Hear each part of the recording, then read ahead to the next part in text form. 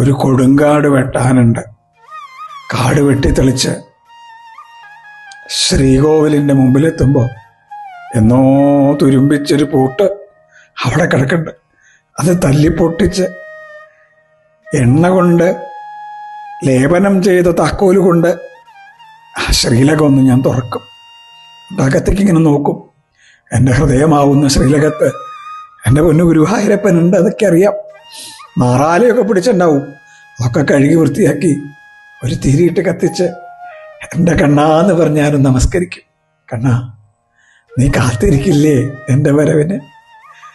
അവിലും നാരായണിയും ജ്ഞാനപ്പാനയും ഒന്നുമില്ല കേട്ടോ.